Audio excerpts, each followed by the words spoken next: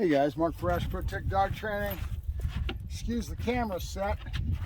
I've tucked myself into a shady spot that I can work the dog and still stay in the shade because it's getting so hot. It's a nice, beautiful morning this morning.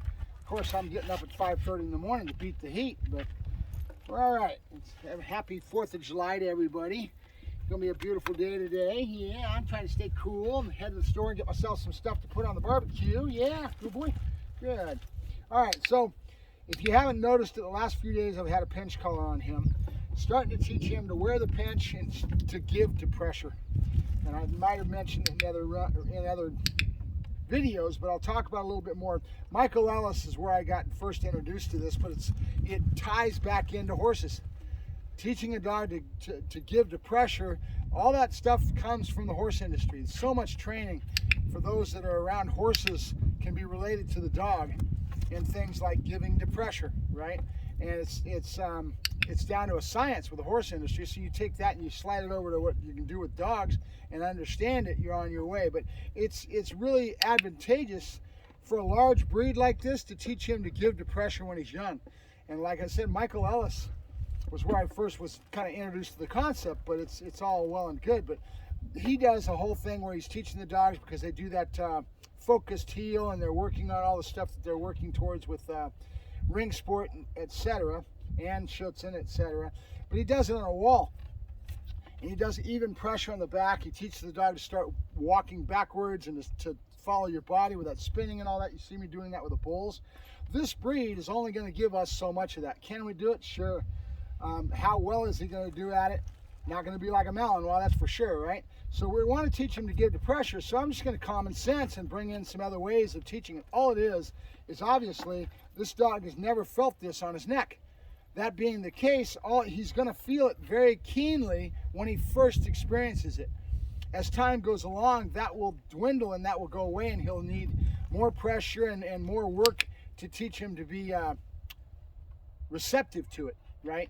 In other words, receptivity with time is going to go away and fade because now he's so accustomed to it, it doesn't matter to him anymore. He'll bring up a tolerance, and now you lose that. So it's important to, when it's first on his neck, to really accent that because he's just feeling this new feeling, right? I'm just going to put pressure on it. Right when I do, boom, right when he comes into it, I let go of it, right? I'm teaching him in a nutshell the right answer, right? 2 and 2 adds up to 4. How do I get rid of this pressure? I feel it. Boom, it goes away when I comply. When I give to that pressure, it goes away. So just be imaginative, creative, and realize what you're up to, right? So I'm going to start the pressure, backing up right away. He knows because he's used to the lure and everything. I've already done this a couple days, so I'm not really too, yay, good boy, good. And all I'm doing is 2 fingers. I'm just barely, but I want him to feel it, and he feels it and it goes away. That's what's important. Good. Good boy. Place. Good. We bring in everything else that he's already used to, and we try to dovetail this in. And notice I didn't say, yep, I'm trying to reduce my body language and all my cues, reduce them a little bit so that the main thing, the emphasis is on the collar and not on my cues, right? So right now, let's see if I can do that. Instead of sweeping down with my hand to lure him into that down position, which is normal, I'm just going to put pressure on the collar, turn it, and right when he gives to it, see how I'm trying to reduce my cues? Because the cue makes it easy and he's not going to be learning as much. I'm trying to get him to be receptive to feeling. There it is, right there, okay? I put a little pressure downwards. Right when he gave to it, I let go of it. And I'm trying to get rid of my body language, right? As much as I can. Even though he does know the command, it's going to be a little bit of help. If he didn't know this at all, then we would have a problem by virtue of he would be trying to struggle away from it and he wouldn't understand. That's why communication baseboard is so important, because he already understands this command. Real easy for him to pick up on the fact that when he goes down, the pressure goes away. But he's already downing because he already knows this, right? So I'm trying to reduce the help. And the help would be this, right? See where his nose goes? He's used to that lure, right? He's already got this stuff built in. So I'm trying to reduce it a little bit so he's more keenly aware of the collar and the concept that I'm trying to teach him in that regards, right? When you give to this pressure, it goes away, okay? And notice my body language when I did that. I'm trying to reduce my cues because I know what's making him work because I've already got it built in, right? Normally, watch the difference. Yep, right away, there's a lot of movement, there's a lot of yep, there's a lot of excitement. That cue has already been built in. So now I'm trying to, good, even then I put a little pressure and right when he jumped on the table, the pressure went away. Everything I'm doing is trying to teach him that the pressure goes away when he complies. Notice how little, I don't have anything. I'm just putting pressure and seeing what he does. And he's not complying to it. This is perfect because I need to get him, I don't want to correct him. I just want him to realize what gets rid of the pressure. When he gives to it,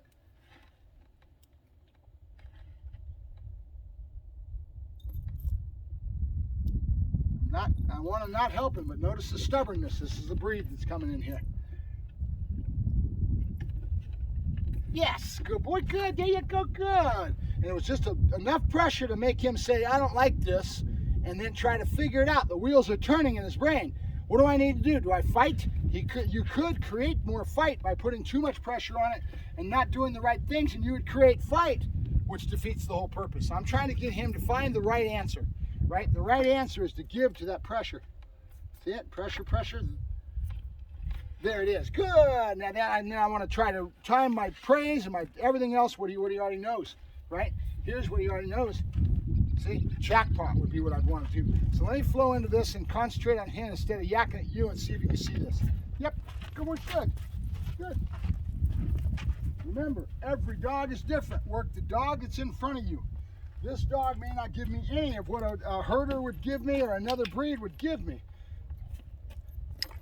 All I'm trying to do is teach him a concept. Good, he's already figured it out. I almost can't put pressure on him anymore. That initial first couple, 2 or 3 times into your patterns of 2s and 3s when you're trying to convey something is critical because if you do it right, he'll start going off on his way with it, right? Good.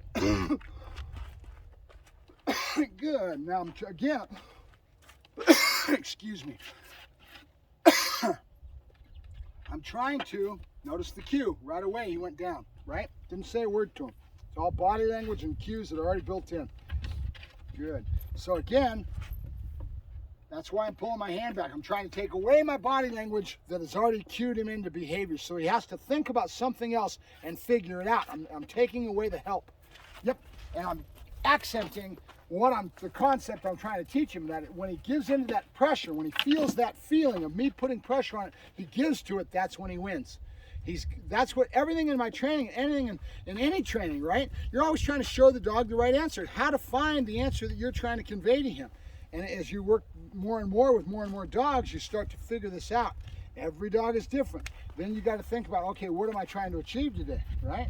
So back to this. I'm going to hide this behind my back, put pressure first, then there, okay, good. There his little brain is figuring it out. He's going, if I give, and if you do it right, you'll be able to convey thoughts to the animal. That's why it's so important for me to accent the fact that instead of having this hand here, and I right away cue him into the down, see it? That's the way I taught it, with a luring, right? He knows this already. So now I'm trying to take that away. So I'm gonna take a step back, no pressure, no pressure. I'm trying to get him in a spot that I can put pressure to convey the thought. Right there's a good spot. There's pressure, pressure, pressure. As soon as he came into it, I gave. It's not hard. You don't have to yank the dog around. You don't have to pull heavy, heavy pressure, just enough that he feels it. And then he's going to kind of resist. That opposition reflex is going to go in, and his brain is going to try to look for an answer. And as soon as he gives to that pressure, boom, it goes away, and he figures out where that answer is at. So that concept is, as far as not just in giving the pressure, but in everything you do in training, is all about showing the dog the right answer. Where is that right answer? Where is the answer to his stressor that you're putting on him? And that's, you can say it's stressor, it's not really, but you get my point, right? It's a great example of being a great area to be able to communicate that to you, that everything's 2 and 2. 2 and 2 adds up to 4. And if you do it consistently, always the same pattern, you show the dog the right answer, boom, he's going to be running to it, right? So I'm going to step away, no pressure. Now he's already cueing in. Put back pressure, boom, he sat right away, okay? So I'm trying to convey that. Yeah, good boy, good. All right, you want to learn to change the positions, Chevy? Do you? You think you could do change of position? Sure you could. Stand. Good. All right, stand. Good. All right, good boy. Stand. Good. Good boy. Notice my hand goes up underneath the belly and then stretch. And notice the pressure here, okay? I'm pulling forward, and as soon as he complies, it goes away. Good. Everything I'm doing is very subtle, but I'm always answering the same answer is the same thing. 2 and 2 always adds up to 4. So pressure, he complies with what I want, pressure goes away. Good. And then right away, praise in the back of the back. See, I'm pulling forward. Right when he gave me what I wanted, standing-wise, pressure went away. Good, and then the positive, right? Positive, negative. 2 and 2 always has to add up to 4, no matter what you're doing. It could be 1,001 things you're working on different ways. Nope. Right now I'm just playing, guys. I saw something, I said, I'll start working on it, right? Good, there you go, good boy, good. I'm releasing, good. There's 4 pieces in my hand, good. Dig, dig, dig, dig, boom. Dig, dig, dig, dig, boom. With timing, right? Everything's timing. He's learning always that there's an answer, right? If he does the right thing, the answer is always going to be there for him if he learns to look for it. The more you do it, the dog starts to learn for what you're trying to communicate to him. Good.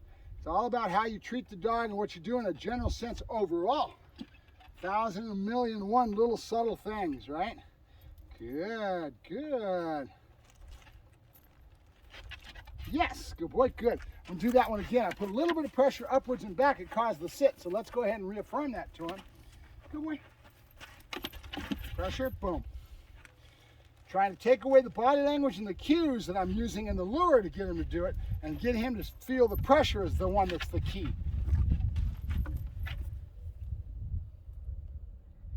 I did really subtle pressure trying to get him, yep, good. And he didn't comply to it. And as soon as he didn't, I left it at a certain spot that he goes up, he's going to be feeling it. Go down and there's no feeling anymore into it because there's the spot where you release the pressure, right? There was a consistent pressure, and then as soon as he gave to that, boom. Yep, come on, good boy. Yes, good boy. So everything is all about that right now, giving the pressure. Feeling, there it is, okay? A little bit of pressure backwards. I'm trying to take away the body language and the cue for the sitting. I'm trying to get him to understand how to give the pressure. Now he's falling into the behaviors I've already been doing enough times. That's fine. We'll end it right here with just whatever I can try to key in on that one last thing, which was the pressure, right? Maybe the down again. Good, there you go, good. And right away, the body cues are gone. I'm not giving him that extra help. It's all about the pressure that he's got to comply to versus responding to the cues that I built in, right? So I'm trying to make sure I take those away as much as possible and only accent the pressure is what he's got to give to. Yep, good boy, good. I'm gonna come back to it one more time. And I'm after the sit with pressure. Pressure, there it is, okay? And now look how far back he is on the table. That one I didn't do any pressure at all.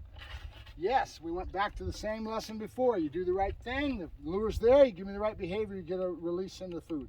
Good, good. All right, so now this is a hard one.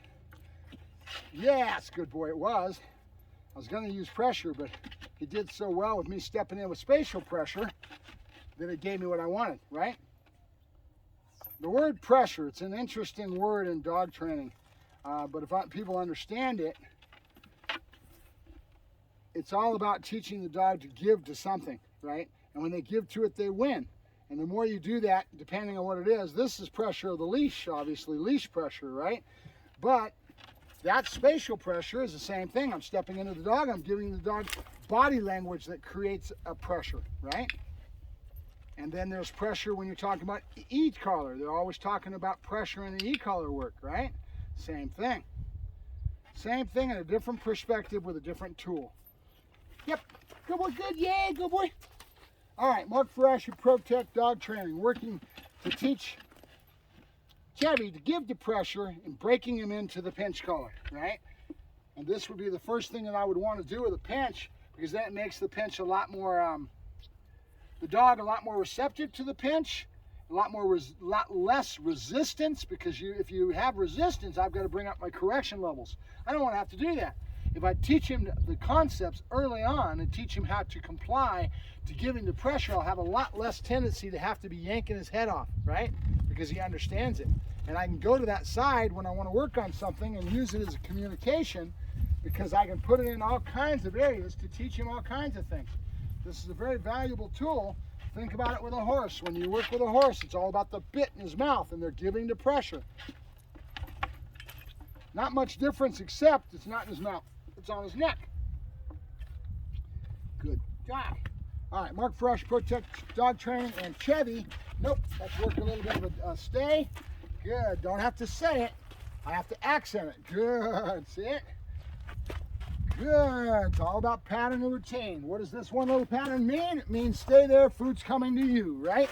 Good, this is how we start into our downstays. You've been watching my videos. You see me starting to do the around the corner work, but this is where it all starts, right here on this table. Good. And we're working with the very nucleus of everything within the stay is 3 Ds. Distance, duration, distraction. Nope, nope. Grab the flat collar, take them all the way back up. I don't have to grab the pinch. I don't want the pain of the pinch. And put him back on the table. It's a really big, important thing for me to always have a flat collar on the dog, especially when I start working into the pinch collar, because now I have something to grab to be able to take him back to where he was supposed to be. I know that looked pretty rough, but sometimes we fall through. Nope. He's receptive to this. This is good. This means mistakes. This is how a dog learns. Nope. He doesn't learn by everything always successful. He learns by his failures. So right now, he's having a problem with the staying. So let me accent that. Good. I already gave him one correction. He breaks again. I'm going to keep coming in with body language, spatial pressure, putting him back on the table until he gets it that there is a correction involved with him breaking. Good. What does this tell you? That the concept has not totally been complied. And then you get into generalization. Nope. Meaning he's got to do it here. Flat collar. Good. Good. It doesn't hurt the dog. It looks pretty aggressive. It doesn't hurt the dog at all. He's got to understand that there is a correction. Good. Again, he doesn't learn from success all the time. He learns from his failures. So you challenge that sometimes and you cause a failure on purpose. I'm not doing that now in a general sense. He's just right where I need him to be able to learn this. Nope. All right, so now he's slouching in the back. I want to accent that he needs to stay straight. So the food, stretching him forward with the food, getting him in a nice straight posture is a little tough sometimes. Nope. With big dogs especially. Good. That foot keeps coming out from underneath him. This is the hazards of a puppy. Yeah, good boy. So we may not get it perfect right now. Don't worry about it. Come back to it later. You'll find a spot. Good. It's all about your accent points, right? Good. Chevy. Good, Chevy. Yep. Did you see where I went from teaching him pressure into a downstay? 2 different patterns with 2 different accent points, right? Pressure's one, but I've also got the downstay that we're working on. Good, and I need to keep really reaffirming it here so I can take that out into the public agenda. Good.